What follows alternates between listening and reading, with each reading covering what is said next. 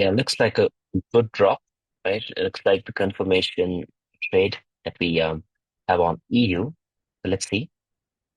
Yeah, looks bearish, right? All the time frames are daily is bearish at least. We have this breakout, and the current last resort would be up here. Take a look at H4. H4 looks bearish as well because we have a breakout here, and the current last resort is here, and price is rejecting that, which is perfect. Then we go to H1. H1 is also bearish. Yes, good. So H1 has also turned bearish. There we go. We have the setup now, right? So we have a stop hunt. We have the breakout. Yes, we do have the setup.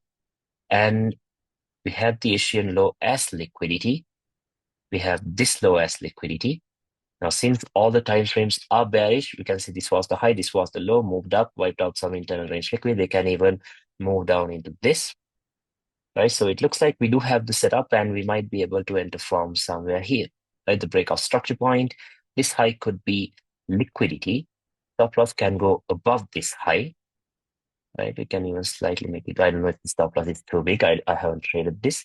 And we can have a target of 3%, right? So it's better if some internal range liquidity gets, but setup is clear, right? Daily is bearish.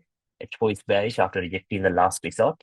H1 looks bearish as well, looks clean, right? H1 is bearish, and then 15 is bearish. Yeah, all the time frames looks bearish. So maybe a sell like this would work out, right? So if we just do something like this, it would work out. But remember now, if they get to the entry after clearing this out, it will be risky. That's the only thing, right? But right now, if it just pulls back up right now itself, it would be good.